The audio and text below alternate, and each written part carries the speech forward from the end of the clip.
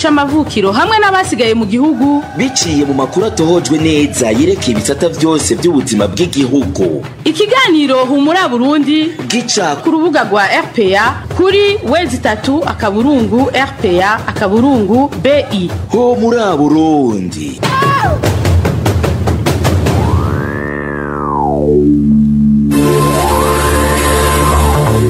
Kuri mikro muri kumwe na Hervé Niyuhire.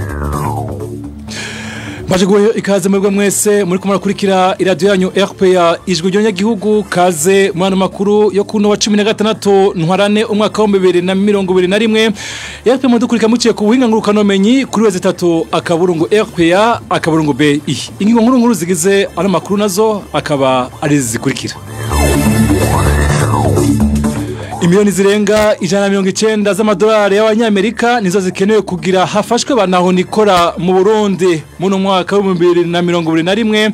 Amashirahamwe y'abagira neza atekanya ko banaho nikora bazoba biyongereye ku rugero rw'ibice 35% kwijana ugeranije no mwaka uheze mwana makuru maza kuvyumva. Mwikambi y'impunzi ya Nduta aho ni mu gihugu ca Tanzania havugwa ikibazo cyo gucandaga abana n'abakenyezi bibungenze.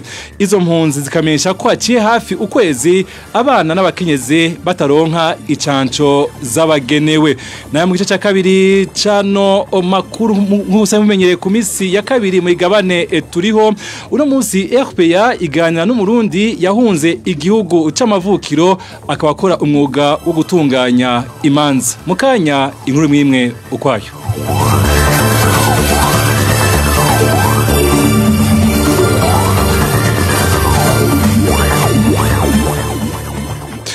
Nasoka ndi kubaha ikaze murano makuru mwe gw'ivyuma ni MS Steven Nyungeko nayo ko afata amasanamu nawe ni Engineer Egide Emwemero.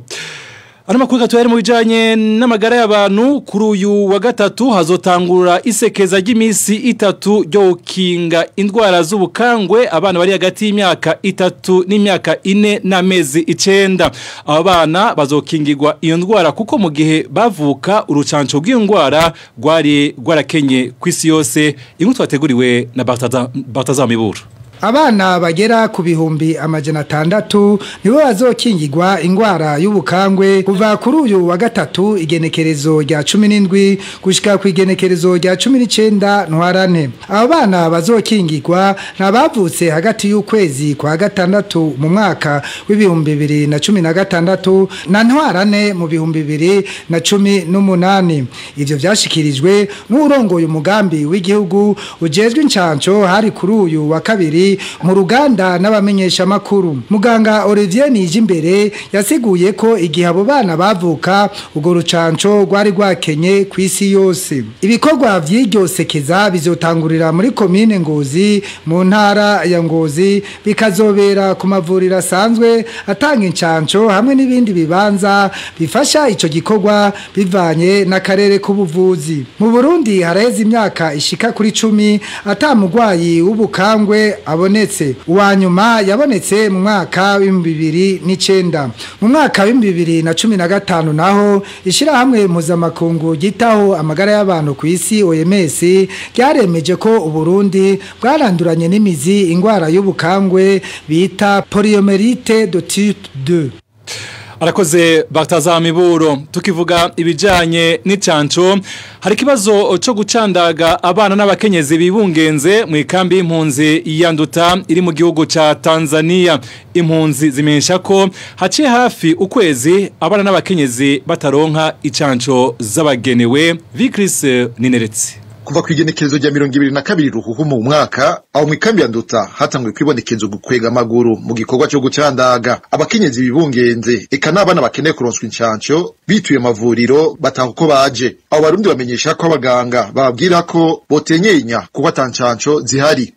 Kugeza ubu hariho abavyeyi bibungenze bataracandagwa ni kuvuga batararonswa incanco bari bandikiwe. Akaba n'abana bavutse bategerezwa gucandagwa n'abandi bari basanzwe bacandagwa kugeza ubu bataracandagwa kubera imiti yazo yabuze. Ni ikibazo gikomakomeye mu bisata. impunzi z'abarundi bo mu ikambi ya Nduta basaba ishirahamwe ryita impunzi HCR n'abarongoye amagara y'abantu muri iyo kambi kugarukira amagara y'impunzi. Umengo niho ngaha mu kambi ya Nduta nk'ibintu vyoba vyahindutse ku magara y'impunzi, umengo impunzi ntizikira abantu, no kuvuga rero ibintu vyahindutse bihinduka no ku bana bigahinduka no ku bamama bibungenze. Vyari kuba vyiza rero nuko bogarukiye n'agateka n'uburi k'abakenyezi bakabahereza incanco nk'ivyo vyahora, hama abana nabo babahereze incanco nkakurya nyene vyahora. Izo mpunzi zo mu ikambi ya Nduta bamaze imisi bidogera abakozi b'ishirahamwe kwa Rouge rimaze igihe rishinzwe gukurikirana impunzi ku mavuriro mato mato muri iyo kambi risubira ishirahamwe MSF ko gitwara nkaho batanizwa amagara y'impunzi. N'uburi turashobora kuronka abarongoye kwa Rouge mu ikambi cyo kimwe n'abaserukira ishirahamwe HCR muri iyo kambi ya Nduta. Vikris Ninteretse aho nyene mu ikambi y'impunzi yanduta kuri wa mbere haratowe umugwayi yanduye ikiza ca COVID mu 19 mu bakozi b'amashirahamwe yitaho impunzi muri yo kambi mu gihugu ca Tanzania. Impunzi ziri muri yo kambi zikaba zaciye zitekwa kwambara agafukamunwa kuri wese aja kwitura amashirahamwe y'abagira neza asanzwe akorera muri yo kambi. Idonido na Eloge Diveremesha. Numwe mu bakozi b'ishiramwe IRC yatowe umugera wa corona mu kambi ya Nduta mu gihugu ca Tanzania. Inkuru yamenyekanye mu gitondo cyo kuri no wa mbere. Nkuko vyama abakozi b'amashiramwe yita impunzi basanzwe bataha hanze y'ikambi. Mu gitondo batonze ku kazi barakorerwa ibipimo baraba ko muri bo atawo bafise umugera wa corona. Ni naho rero hatogwa umugwayi wejo. Ikibanza uwo muntu yatowemwo umugera wa COVID-19 ni kibanza kiri mu bwinjiriro bw'ikambi ya Nduta aho bita ku compound, nibwo bwinjiriro bukuru bw'ikambi. Abakozi benshi b'amashirahamwe akorera ngaha mu kambi ya Nduta bataha mu gisagara ca Kibondo. Rero iyo baramutse bavuye mu gisagara ca Kibondo baca babapima ibipimo by'ubushuhe. Rero weje niho bamusanganye ubwo bushuhe burenze. Nkuko bisanzwe mu gihugu ca Tanzania ibijanye na corona ntibivugirwa ku mugaragaro. Vyari officiel ariko kugeza ubu nka muri iki gihugu ca Tanzania ibikigire by'abagwaye corona COVID-19 ni bitangaza. Umengana na kanywa baba. Ni nkuru nk'iyo mwibanga ariko nimba ukeneye yuko nta kinini rero kiriko kirakogwa kubw'impunzi kugira bazibire ico kiza ntikirandagate. Ibikorwa byose byakoze ngaha mu kambi na cyane cyane mu bitaro by'abaganga batagira imbibi MSF bahimiriza n'abagwayi canke abakozi kwambara agapfukamunwa. Ikanaho bariko baratorera impunzi amasabuni ku masitowa, naho nyene utambaye agapfukamunwa nta sabuni wigera uronsa. Ntawuzi rero ko yoba ari umuntu wa mbere atowe umugera wa corona mu makambi y'impunzi z'abarundi muri Tanzania. Tubibutsa ariko ko mu mpunzi zigize iminsi zitahukanwa mu Burundi amashirahamwe abakira avuga ko hamaze kubonekamwo abatari bake baba bafise uwo mugera. Ibiganiro vya RPA mu bisanga ku mbuga ngurukanabumenyi zitandukanye: Facebook, YouTube, Twitter no kuri website @RPA_BI. Mu gisata c'agateka kazina muntu umuhari uranira yubahirizwa y'agateka kazina muntu iteka uhamagarira leta y'u Burundi guhagarika ubwicanyi bwabaye ndanse mu gihugu aho abantu bicwa ciwe imitwe. Kubwa Ancher niko yagize arongoye umuhari iteka ivyo vyoba biterwa n'ingendo yo kudahana. Tumumvirize. Iteka rifatiye ku vyegeranyo bimaze imisi isohora rirabona ko hari agatima k'ubukoko kagwiriye mu Burundi. Ivyo bikibonekezaho usanga umuntu adatinya kwica uwundi n'akantu gatonyi baba bapfuye baba bafitaniye. Aha rero iteka ikibaza yuko ivyo bitumwa nuko hari ukudahana kuri mu Burundi, kuri mu gihugu, aho umuntu adatinya gukora ikosa kuko azi ko adahanwa. Aco gituma iteka ihamagariye leta y'u Burundi yuko yohagarika novuga iyo ngendo mbi mu guhana abagize mabi kugira ngo ntibandanye vyiyongera ikingire abanyagihugu bayo. Ku bantu batandatu uruganda rwa RPA rwashoboye kumenya ko bagandaguwe mu bice bitandukanye vy'igihugu mu ndwi iheze. Babiri muri bo bishwe haciwe imitwe, bandi babiri bakeregwa amazosi. Mu bijanye n'agateka ka zina muntu, amateko akingira abarundi kazi bajanwa gukora mu bihugu vy'Abarabu bacurujwe ngo nashobora kuja mu ngiro mu gihe ico caha gikorwa na bamwe mu bihangange mu butegetsi. Bivugwa na Pacifique Ninahazwe arongoye ishirahamwe Fokode ryakurikiraniye hafi cane ibijanye n'ubwo rudandazwa. Kubwiwe ivyo bihangange vyanka guhomba amahera bikura muri ubwo rudandazwa kubera amateko akurikijwe ayo mahera yoba akunguko ku gihugu no kuri abo barundi kazi bose.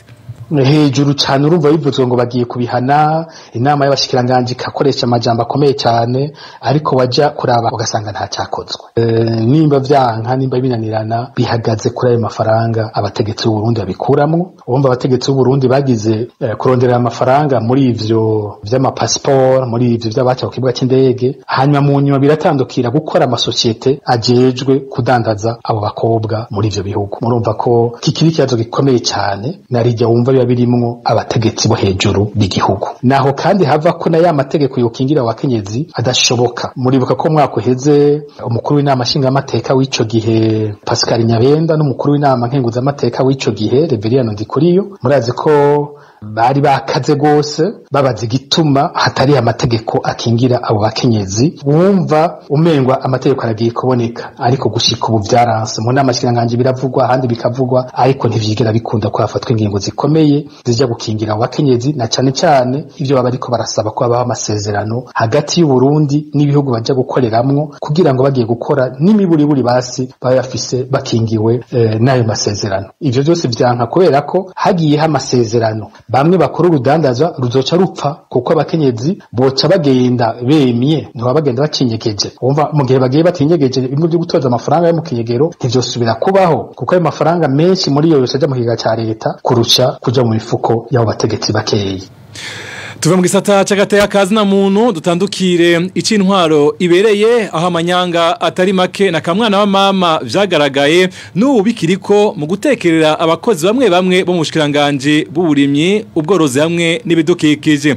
Mu rukurikirane rujanye n'ico kibazo uyu munsi tugaruka kungene bamwe muri abo bakozi bariko baribwa hakoreshejwe uruyeri. Ni nk'uko twateguriwe na Josiane Muzaneza. Amanyanga ya mbere yamirizwa n'abakozi b'ubwo bushikiranganje nukubona babaciyemwe imigwi ibiri, abo mu gisata c'ibidukikije bagaharurirwa amafaranga hisunzwe igihe c'ukuri batanguriye kakazi, mu gihe bagenzi babo bo mu gisata c'uburimyi n'ubworozi bo bategetswe muri rusansuma rw'abakozi ruheruka gukorwa muri 2020 kwandika ku mafishi bahawe ko batanguye akazi muri 2014. Nukuvuga umwaka batanguye guhembegwa ku nomero ndangamukozi za fonction publique, matricule de la fonction publique mu gifaransa. Aha nituvuze ivy'uturusho bari basanganywe. Amanyanga agira kabiri ahagaze kukungene abakukurutse imbere yuko bashigwa bose muri fonction publique, nukuvuga imbere y'umwaka wa 2014 batekerewe neza hisunzwe uburambe n'uturusho bari bafise mu kazi, amahigwe ababandanije imirimo yabo batararonka gushika ubu. Eka nk'uko amakuru tubanda yadukura muri ubwo bushikiranganje bimenyesha ngo akarenganyo ntikagarukiye aho, kuko no mu bariko barakukuruka ubu batariko bafatwa kumwe bivuye ku kamwana wa mama karanze ico gikorwa. Weburiwe kuri beyi umushahara w'abari mutoyi cyane par rapport weburiwe muri fonction publique. Hama rero tugiye muri fonction publique barakugirira ikintu ca decision de nomination. Ivyo rero ntivyagiriwe bose, vyagiriwe umugwi wabo ufise abantu bashika indani bakaronka ababafasha, abandi ntibashoboye kubironka ivyo. Bamaze kugira decision de nomination baca baguha ikintu ca prime de pratique, bararegereza n'amariyere. Hanyuma rero haje kuregereza n'amariyere ugashuduka, rero uduze urumva yuko ugiye muri retraite cyo kumwe n'ubwo atarabaregeraniza. Bamaze rero kubona ko bariko bararenganywa, abo bakozi bahavuye bitura ubushikiranganje bw'abakozi ba leta, ariko inyishu bahawe zikaba zitabanyuze.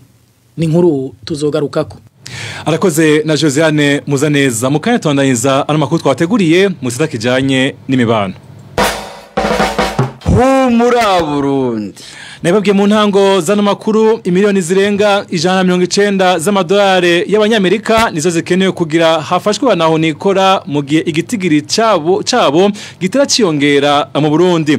Amashira hamwe y'abagira neza atekanya ko mu no mwaka w'2021 banaho nikora bazoba biyongereye ku rugero rw'ibice 35% kwijana ugeyanije no mwaka uheze w'2020.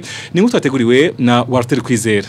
Ishirahamwe mpuzamakungu OCHA rifasha abahuye n'ivyago rimenyesha ko abarundi barenga miliyoni 2 aribo bakeneye imfashanyo muri uyu mwaka w'2021. Mu ntaguro yo gufasha abo barundi yashizwe habona n'ishirahamwe OCHA kuri uyu wa 16 ntwarante bamenyesha ko mu mwaka uheze wa 2020 abahuye n'ivyago bafashijwe barenga miliyoni n'ibihumbi amajana 7 bisigura ko muri uyu mwaka kubw'iyo nteguro abiyongereye bangana na 35 kwijana. Muri iyo nteguro yerekeye ibyo gufasha ishirahamwe OCHA rifadikanije na leta y'u Burundi n'ayandi mashirahamwe y'abagira neza bimenyesha ko uyu mwaka abarundi basinzikaye kurusha abandi bakeneye gufashwa barenga miliyoni. Abo nabo nabateshejwe izabo, abahunguka hamwe n'abandi basanzwe bakeneye imfashanyo yihuta. Ayo mashirahamwe yisunze iyo nteguro amenyesha kandi ko ibiza by'urutavana ko n'abahunguka vyitezwe ku bwinshi muri uno mwaka. Iruhande y'ivyo nkuko biri muri iyo nteguro, ingwara ya malaria n'izindi zibiza nka kolera zikiri intambamyi hadasizwe inyuma ikiza c'akaranda ka corona n'ubu gishobora kubandanya kirwirirana muri uyu mwaka w'2021.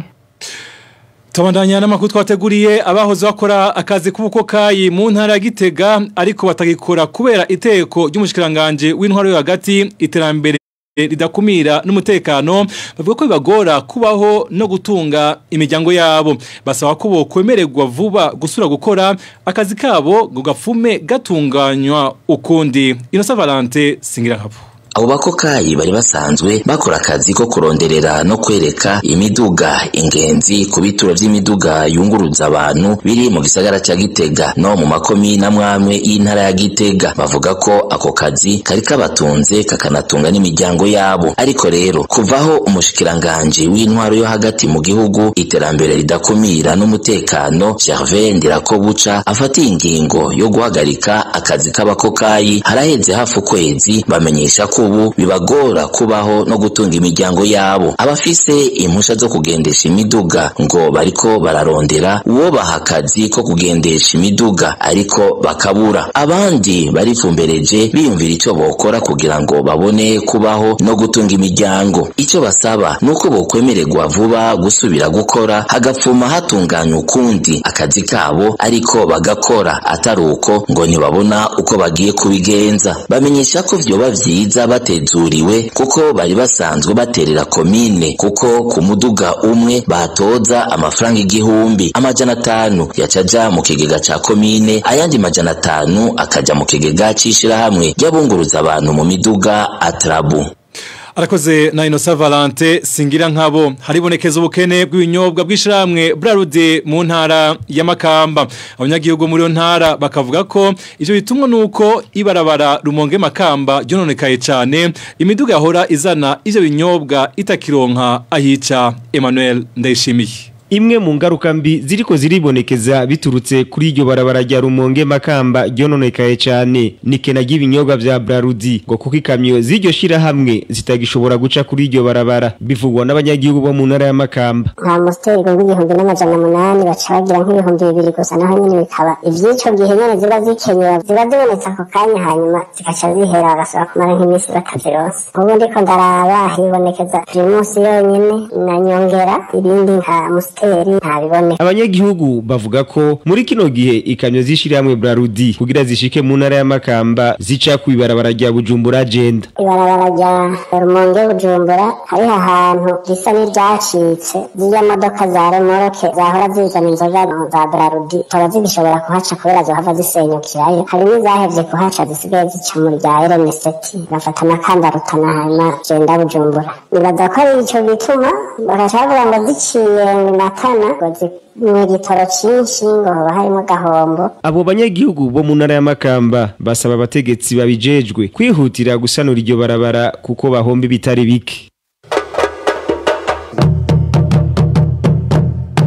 Hewe ibintu byo kugwanya coronavirus bimwe kajagari vrema. Winjiye muri bisi honyene niyo bambaye mask. Umengo coronavirus muri bisi honyene. Nayandi mu magazine, mu biro, ahantu ahurira benshi.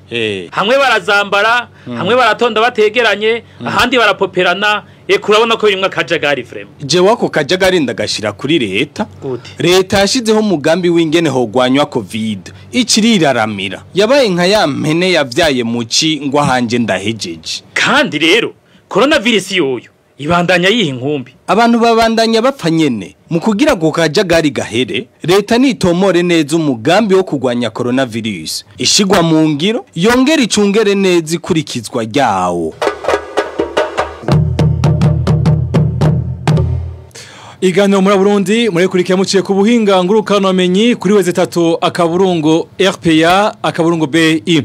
Mu igabane turiho cyo kuruno wa 16 ntwarane umwaka wa 2021 RPA iganira n'umurundi yahunze igihugu c'amavukiro asanzwe akora umwuga wo gutunganya imanza.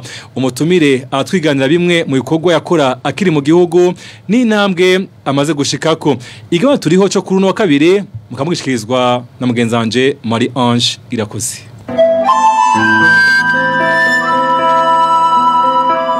Turiho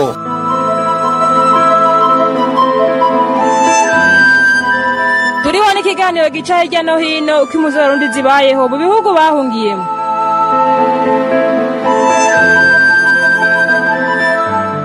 Turiho abatumire batubwira gahomba igihugu cagize mu gihe kimaze kiri mu magumi. Turiho mugishikiriza ku minsi yose ya kabiri kuri Radio Publique Africaine ijwi ry'abanyagihugu. Ndabaramukije nshuti namwe bakunzi b'ikigabane turiho umwaka w'2015 n'umwaka utazibagirana muri kahise ku Burundi kuko waranzwe n'ikibazo ca politike catumye abarundi batari bake bahunga igihugu cabo c'amavukiro. Abenshi bahungiye mu bihugu bibanyi aho bahavuye biyungunganya umwe wese kuco ashoboye gukora bakibeshaho naho bitari vyoroshe. Ikigabane turiho rero kitubwira ubuzima bw'abarundi bahunze ico bahora bakora bakiri mu gihugu c'amavukiro eka n'ingene babayeho mu bihugu bibahaye indaro. Mu kigabane turiho cyo kuri uyu wa kabiri tuyaga n'umurundi yahungiye mu gihugu kibanye c'u Rwanda mu gisagara ca Kigali. Umutumire wacu aratwiganira bimwe mu bikorwa yarasanzwe arangura mu gihugu c'amavukiro ico yaramariye igihugu n'abanyagihugu agahombo igihugu cahavuye kigira inyuma yaho atakiri mu gihugu camwibarutse ico yahavuye akora ageze mu gihugu kimuhaye indaro nico ico gikorwa kimumariye. Marie Ange Irakoze nije turi kumwe kuri micro sangwa ikaze. Uri radio shahuri radio.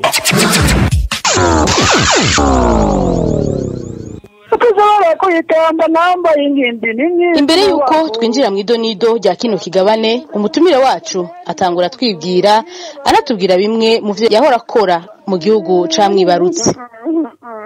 Nitwa Hatangimana Jeremy, umugabo ndubatse abana babiri, umwe namuvyariye i Burundi muzana ari muto, hanyuma undi namuvyariye aho ndi hano mu gihugu cy'u Rwanda i Kigali. Navuye i Burundi tariki 20 z'ukwa mbere 2016 nashikiye muri Huye hanyuma mbandanya nza i Kigali. Mu minsi ya mbere twabaye mu buzima butoroshe, bwabaye ubuzima bwo gusaba indaro, bwabuzima bwo kurondeza kugira ngo umuntu yibesheho. I Burundi nakora muri ONG, nakorera kuri Tara, nari mu centre social, hanyuma nkakora n'ibyo wanje bijanye no gutunganya amaevenemo, nari mu artiste muri Makenya. Byo gutunganya imanza nari ndabikoze umwanya munini cyane kuko nari nsanzwe n'umuhinga muri byo, ko nsanzwe mvuza ingoma, nari nsanzwe nzi gutamba, nari nakuriye mu mashirahamwe ndangakaranga, urumva ko nari umwanya munini cyane, ndetse narabikozemwo mwikorera mu ishirahamwe Menya Media, narabikoze muhora muri Centre pour Jeunes ya Gitega, urumva nakoze umwanya munini novuga musata cyo kama, hanyuma maganda bikira umwuka de amagambure ngo kanya nakinga. Hatangimana Jeremy yashitse mu gihugu kimuhaye indaro ngo agereka akaguru ku kandi bivanye n'umwuga yakora akiri mu Burundi. Yaragerageje kwiyungunganya ubu akaba afise ibikorwa bitari bike ariko ararangura kandi bimubeshejeho. Hagati muri 2016 niho nasubira gufata umurisho asubira kuvuga ku murongo wo kugerageza kwinagura mu bijanye n'imico kama, gushikaho rero nja kurondera kuri rwarugayo nari ngeze ko i Burundi niyumvira gute uyu mwuga no uteza imbere gusumba n'abawugize nkabateza imbere. Niho rero nagiye ca mu migwi nakubije mu ntwari, hanyuma ndavayo ndatanguza amararo naho urimwo niwo nkirimwo gushika n'ubu nabyo nyene ntivyari bwanshika naho nshaka ikorwa nyezina mfise jewe ngaha ni entreprise ijeje gutunganya imanza zitandukanye yitwa HG Ijwi Limited dukorera Remera amarembo ya stade ego jewe bivuga amazina aba wono kwita umbe cyangwa umusangiza w'amajambo cyangwa nkakora decor ushaka decor ashobora kundondera inago twipurura. Umutumire wacu avuga ko kuba atakiri mu gihugu ari agahombo kuri we. Abarundi nabo nyene barahahombeye bitari bike uravye ico yaramariye abanyagihugu. Mwarimu bari mbega hari cyo mwahombye twaragihombye kitari gitonya kuko bitari wanyu n'uburi wanyu nyene kuko abantu kugira ngo bakumenyere kuzi kubikora kari wo bikora wumva no guhangana kugira ngo ushobore kuronka isoko nk'uko byari byoroshe kumbure kubikora i Burundi ariko akagumye bagomba ko niko bavuga ko abarundi barahombye ikintu kitari gito kuko novuga mu bijyanye n'imico kama cyane no gutunganya imanza Burundi nibaza ko nari mu kibanza kinini cyane ndetse ari byo twafashanya n'abandi no mutumbure sinzi ko bafite abandi bikora ko hari n'ibyo nigisha abatari bakenya nibaza ko bafite ko ibitari bike no banarabigishije ntarinde kwivuga cyane cyane ngo nirate nibaza ko bahombye kinini naye natunganije umunsi mukuru w'ingoma jewe natanguye kugira mbere y'umunsi mukuru w'ingoma intumbero kwari uko ingoma ni igicwarangisho gifite insiguro nyinshi cyane kwari kugira ngo abatimbo bari hanze y'amasangituye no kuvuga bijya bigabiro kama bahure nabo mu bigabiro kama gutyo bahanahane ubumenyi yari no mu ntumbero yo gushimira abatanguje umuvuga umwuga wo kuvuza ingoma yari n'akaryo keza ko guhuza ingoma zivuye hirya no hino gutyo ku mwaka bakama bahura urumva yuko nari nshite ku rwego rukomeye mu bijyanye no gutunganya imanza bawaruka n'abandi batari bakenya no nari imbere cyane narafasha mu bijyanye n'imico kama nibaza ko bahombye cyane aho bavoma ubumenyi mu bijyanye n'intambo mu bijyanye n'ingoma ndarutendeye n'abaharanye igihugu nacone cyarahahombeye nkuko umutumire wacu avyigana umuntu umwe uko yoba ari kose arafise icamari igihugu uretse uburyo uwo muntu atakiri mu gihugu yahora acinjiriza umutumire wacu avuga ko n'ubumenyi wagiye yotanze mu gihugu ciwe buheza bugateza imbere yagiye burya umuntu naho yoba ari umwe asanzwe agiye atari mu gihugu igihugu kiba gihombye kuko uyu muntu arafise ikintu aterera mu gihugu aragura ikintu n'imbonera amazi uguze na primusi bako ikora imbendaretse kuvuga umuntu ashobora kuba yari afite novuga ishirahamwe cyangwa ikori ifasha abarati bumva yuko igihugu kiyahombera ibintu binini cyane rero nibaza yuko igihugu cyahombye ko ubutunzi dufise mu bijyanye n'imico kama bwo kwinjiriza cyane igihugu iyo bari bafise abahinga canke abantu bafise ubumenyi muri byo cyahombye novuga na surusha itari ntona mu bijyanye n'imico kama imigambi myinshi yari afise Jeremy avuga ko yaburijwemwo ariko avuga kandi ko atataye ivyizigiro niyagirirwa ibakwe agasubira mu gihugu camwibarutse azobandanyiriza aho yaragejeje imigambi kuba twabandanije ni nyinshi ndi Burundi nariko ndatunganya umunsi mukuru w'ingoma ico nita fete du tambour ni projet yari yamaze gutangura kuba yari yabaye inshuro ya mbere twatunganije umunsi mukuru w'ingoma wahuza abavuzi b'ingoma bamwe no kwita abavuzi b'ingoma kama les ritualistes hamwe n'abavuzi b'ingoma bo mu bisagara bazakira mu mashure canke kugira ngo bahanahana ubumenyi barabikoze tubikorera hejuru muri higiro wari umunsi mukuru mwiza cyane abari baharingira ngo barahimbawe nari mfite rero intumbero y'uko uwo munsi mukuru n'ugira umunsi mukuru mpuzamakungu w'ingoma ibyo ntibyahavuye biba kubera twaciye duhunga muri ibyo rero harimo imigambi yo kwiteza imbere dufatiye cyane cyane kuri ibyo by'imico kama no gutunganya iyindi minsi mikuru itandukanye umuntu yari kariyumvira ko yoshira mu ngiro ko haba icyo no kwita caravane sinzi ko baba ndakivuga mu Kirundi ingoma zigahura zivuye mu mice itandukanye y'igihugu urabona ufatiye hajya Igitega ingoma zimwe zikava muri Rutana izindi zikazana novuga muri Karuzi, izindi zikaza zizananye iri rya Bujumbura, zose zigahurira hajya hagati na hagati buke baza baravuza abantu bari mu munsi mukuru bahimbawe n'umunsi mukuru w'ingoma. Byari ko ari ibintu biryoshye cyane ko kuri twashitse ariko ngira ngo nitwasubiye Burundi icyo twifuza twese tuzobishikako. Ikigabane nituriho turiko tuyaga na Hatangimana Jeremy, umugabo afise umugore n'abana babiri, yahungiye mu gisagara ca Kigali ni mu gihugu c'u Rwanda. Uyu Murundi ati akanyoni katagurutse nikamenye iyo bweze. Kwiga no kumenya ko hari uwufise ica kurusha ni kimwe mu turusho yaronkeye mu gihugu kimuhaye indaro. Hari inyungu tumaze gukungukira kuko iyo umaze gutunganya ikigo nk'icyo uba ugiye mu higanwa hamwe n'abandi. Rero umuntu aramaze kubona gute abanyarwanda bakora, umuntu aripima ku bandi akabona aho bagejeje, umuntu arabona gute bitunganijwe gusumba uko byari bitunganije i Burundi. Nabyo ni ibintu byiza cyane twiga akabona ko hariho abashobora kuba bari bagusumbize gatonya mu bijyanye no gutunganya ibikorwa nk'ibyo. Coroshe gusumba ahubwo ni mu bijyanye n'amategeko, babiguha mu masaha makenya cyane, watevye n'amasaha 12. Jose ntivyamara imawe, umutumire wacu avuga ko atorohewe gukorera mu gihugu kitari iciwe, eka no kuronka ibikoresho akoresha mu mwuga wiwe ntivyamworoheye. Sino hava mvuga ngo byaroroshe kuko urumva isoko niba ryoroshe kuko riba rihagaze ku Barundi, kiretse iyo urose ingoma n'ibyo zoze zirashobora kuronka amasoko hirya no hino. Jewe nyene nk'umuntu avuga nk'amazina aho ibyo umuntu araronka isoko neza, cyane nk'iyo mbaye nk'umuyenzi ibyo nabyo nyene biraronka isoko, ariko kimbyoroshye na gatonya cyane iyo uri kurakorera ahantu atari wanyu niba byoroshe. Ariko ingoma ntibyari byoroshe kuzironka kuko gucora kuzijabukana ukazishikana nticyari kibazo coroshe, ariko zarashoboye gushika. Nibaza yuko bose bagize ngorane ariko byarakunze. Abarundi basigaye mu gihugu, umutumire wacu abasaba kuguma ku kivi bakabandanya umwuga wabo mu guteza imbere igihugu no guha agateka igihugu cabibarutse.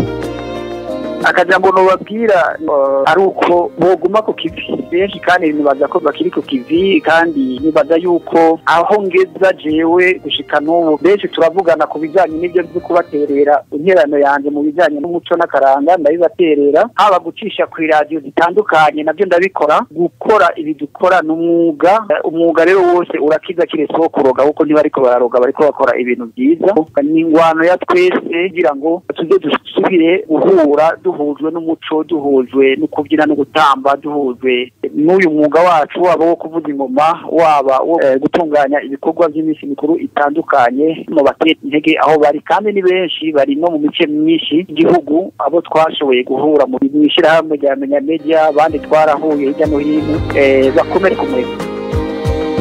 Umutumire wacu avunira akagohe abategetsi, abereka akamaro ibikorwa ndangakaranga bimariye igihugu, abatera akamo ko boshigikira ico gikorwa.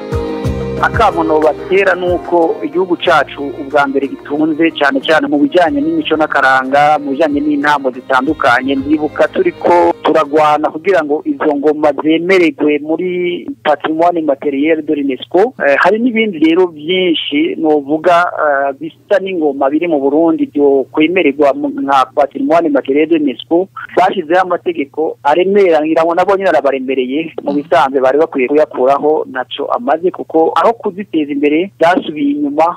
Nuko jambo rigatungana. Rero no batera kamo yuko umuco wacu uhari, ni kuri ubutegetsi ufasha kugira ngo uyo muco ushike imbere. Ariko rero mu gihe batushiraho abantu bafitiye ubumenyi, bafitiye urukundo, ivyo nibaza ko bidashoboka. Jewe ndibuka ngiye gutangira imisabukuru muri Algeria, nibo batubwiye bati twebwe ubushikiranganje bujejwe inkino n'imico kama nibo bufise amahera menshi gusumba ubundi bushikiranganje. Acha nibuka ko iwacu ariko bushikiranganje mu bisanzwe bugayitse gusumba ubundi. Bari bakwiye kwikubita gashi ijya ministeri bakayigira ministeri nziza nini ifite uburyo bwinshi. Abarundi bahunze nabo umutumire wacu abahamagarira gukura amaboko mu mpuzu bagakora ibikorwa byo kwiteza imbere. impunzi bene wacu bari mu bice bitandukanye baba bari mu bisagara canke abari mu makambi y'impunzi nibaza yuko ari akambo gasanzwe cyane umuntu wese ahari mu kibondi bavuga ngo nta sida hamba ni ukuvuga ko nta n'isi umuntu adakorera aho bari hose rero nibaza ko gukura amaboko mu mpuzu bagakora rego niko hariho imbogamizi ariko ntibyobaca intege iyo uri kuraca mu bibazo bikomeye umuntu wese abwirizwa kwiga gute abicamo n'ukuntu abibamwo iyo rero uri mu bihe bidasanzwe uba nawe umuntu udasanzwe uba ufise agatahe gato ntibagaye icyo bakora ahaguruke gusa umuntu wese akatindiriye naka ariko ndakora nino kuri izo mpanuro zishikirijwe n'umutumire wacu Hatangimana Jeremy duciye dusozerera ikigabane turiho cyo kuri uyu wa kabiri igenekerezo rya 16 ntwarante umwaka wa 2021 tukaba twariko tuyaga n'umugabo afise umugore n'abana babiri yahungiye mu gisagara ca Kigali mu gihugu c'u Rwanda aho yatuyagiye ibitari bike bijanye n'ico yakora akiri mu Burundi mwumvise naho agejeje kivi mu gihugu kimuhaye indaro shimira umutumire wacu kukigoro yagize akaduha ikiganiro mwakoze mwebwe mwese mwari muduteze yombi Marie Ange irakoze nariko ndakibashikiriza ndabike banure ndabifuriza iteka nitekane Imana ibarinde naho ubutaha turiho cyari ikiganiro turiho kitubwira ingene abarundi bahungiye hanze y'igihugu babayeho n'agahombo katewe n'indyane za politiki igihugu kirimo